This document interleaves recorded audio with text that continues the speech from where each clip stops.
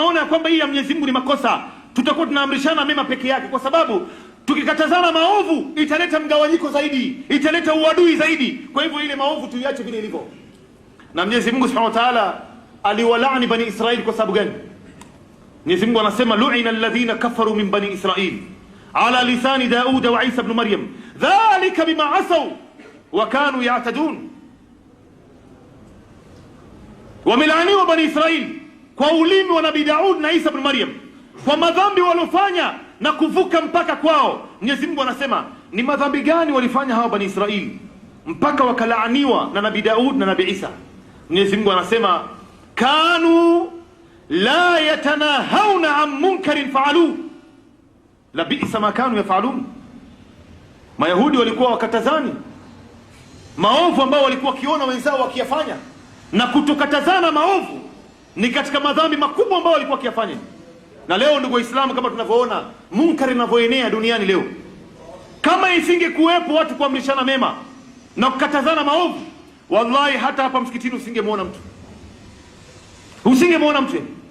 Na leo moja katika sababu ambayo imesababisha hii umma kugawanyika, umma huu ukavunjika vipande ni kwa sababu ya masala ya bid'a. Mambo mengi yamezuka ndani ya dini, watu wamezusha, wameokota ibada barabarani na vichochoroni wakayaleta msikitini, watu wamenyamazia. Matokeo yake leo umma unaelekea kuzorota hivi. Sasa tukiendelea kunyamazia haya, ndio dini nayo itaendelea kufa hivi.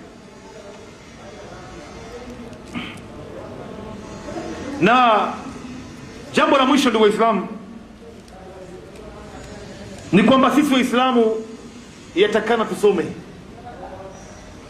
tusomeni Waislamu, tusipoteze wakati wetu kwenda kwenye makundi kama haya ya tablighi na mengineo ambaye yanatumiwa kuvunja nayo Uislamu. Tablighi ambaye leo sio tishio duniani, wanaingia mpaka ndani ya Tel Aviv Israeli, wanaingia mpaka ndani ya Washington alikozaliwa Bush, wanaingia mpaka ndani ya Russia, mahali ambapo wakati Russia ilipokuwa inatawala na ukomunisti yake ilikuwa ni superpower, Muislamu ambaye anaonekana na Qur'ani katika Russia ulikuwa unachinjwa, lakini tablighi alikuwa anaingia kwa sababu wameshajulikana hawa manhaji yao ni mbovu. Sisi Waislamu leo tumeshapoteza wakati wetu ngapi katika tablighi?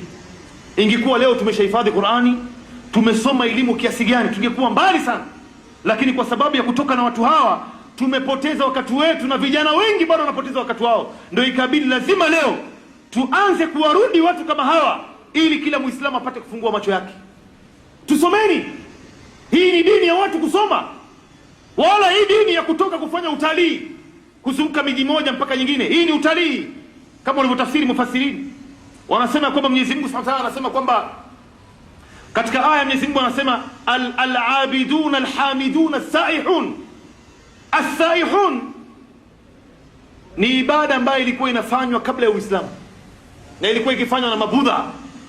Yaani Mabudha wale wakija katika mji mmoja wanakaa muda wa mwaka. Wakitoka hapa Nairobi wanakwenda Mombasa wanakaa miaka miwili. Wakitoka pale wanakwenda sehemu nyingine wanakaa miezi 6. Hivyo wanazunguka duniani. Inaitwa siyaha.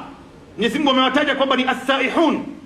Lakini ndani ya Ibn Kathir, tafsiri ya Ibn Kathir, Mtume Muhammad sallallahu alaihi wasallam kwamba hii ni ibada, siyaha ni ibada ambayo ilikuwa inafanywa na washirikina kabla ya Uislamu, na Mwenyezi Mungu Subhanahu wa Ta'ala ameibadilisha, akatubadilishia na jihad fi sabilillah na kusema takbira wakati tunapopanda mlima. Hii ndio hii utalii wanazunguka kila mahali.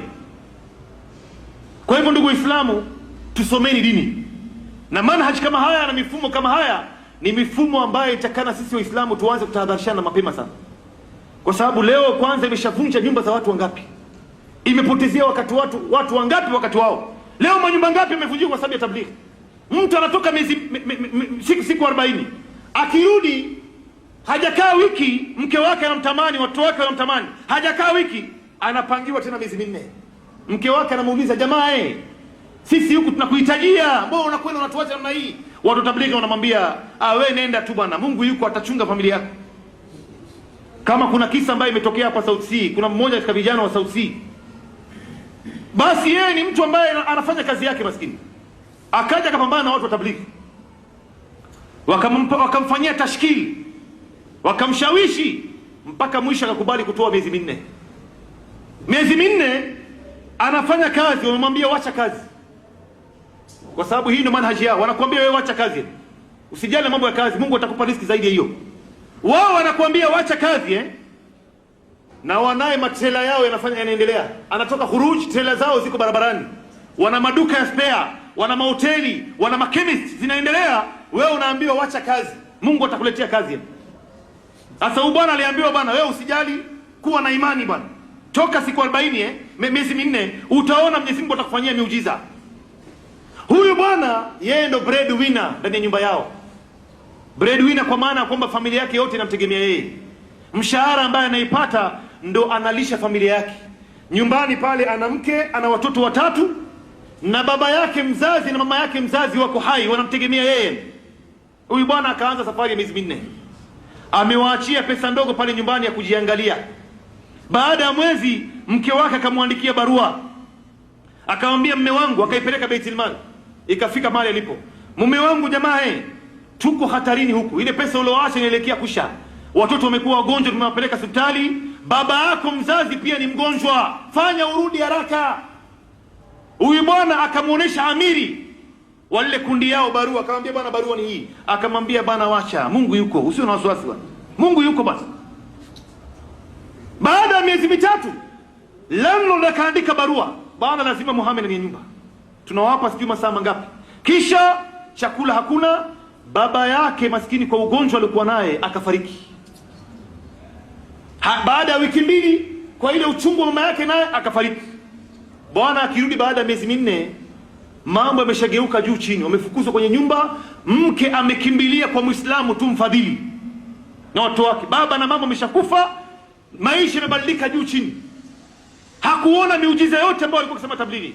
Na leo anasema kwamba kama kuna watu ambaye ni maadui zangu mimi ni jamaati tablighi. Wamevunja nyumba za watu wangapi? Wewe wacha mtu kutoka khuruj fi sabilillah, mtu ambaye anataka kwenda jihad kupigania dini ya Mwenyezi Mungu, na una wazazi wako, basi ni sharti uwaombe wazazi wako ruhusa kwanza kabla ya kwenda jihad. Ndio Mtume Muhammad sallallahu alaihi wasallam alikuja sahaba kwa Mtume akamwambia, Rasulullah, mimi nataka kwenda jihad. Mtume akamuuliza, una wazazi wawili?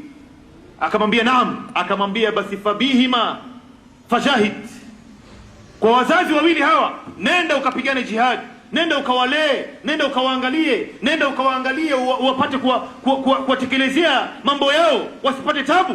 Wewe leo unatoka kwenda khuruj, unamwacha baba yako na mama yako wanapata tabu mpaka mwisho anaaga dunia, kisha unasema kwamba hii ni dini ya Bwana Mtume. Hatujaambiwa namna hii. Dini yetu inatufundisha kwamba kila kitu ina haki yake. Mke wako ana haki yake, watoto wako wana haki yake, wazazi wako, nafsi yako, mwili yako, wakati wako, kila kitu ina haki yake. Fa'atu kullu dhu haqqin haqqahu, ipe kila kinachostahili haki, ipewe haki yake. Si wewe leo unalalia upande mmoja, haki nyingine unainyima. Nafikiri mpaka hapa ndugu Waislamu imefahamika, na Mwenyezi Mungu Subhanahu wa Ta'ala ni shahidi kwamba tumeafikisha haya kwa masingi ya nasaha, na mtu yeyote mwenye kufuatana na kundi ya tablighi ayaangalie hii haki ambayo ipo ndani yake. Na sisi pia tulikuwa na wao na tukaiona hii, na baadaye kuja kusoma tukaona kwamba kumbe ilikuwa tunapoteza wakati wetu mwingi tu. Aqulu qawli hadha